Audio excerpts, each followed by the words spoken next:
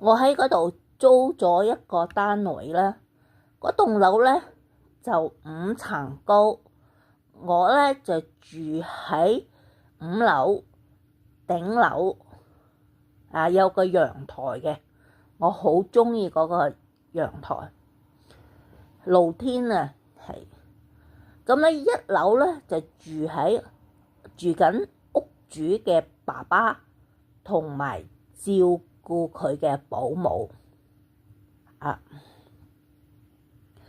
咁嗰個爸爸咧喺間床上面咧癱瘓咗好幾年噶啦，就係已經喺嗰度個屋主講俾我聽噶。屋主同埋佢個夫婦咧，佢哋就並唔係住喺1樓嘅，佢哋住喺農村。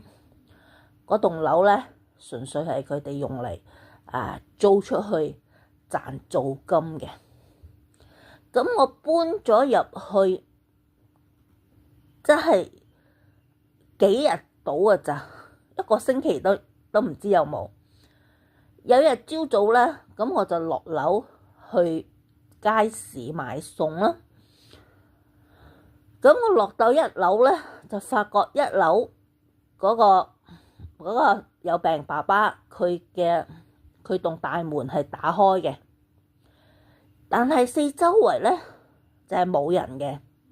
然後喺個廳嗰度咧，我就見到一具死屍。嗰個死屍咧就擺喺張席嗰度嘅，唔知你知唔知席係啲咩咯？OK，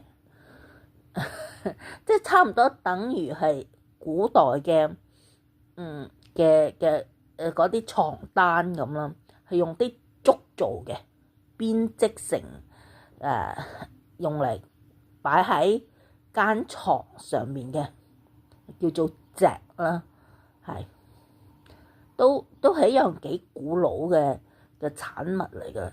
而家啲人喺嘅床上面咧就會鋪床單啦，唔會鋪呢個有少少冷冰冰嘅個竹席嘅。OK， 但以前係咁咧，我就見到大朝早見到具死屍啦。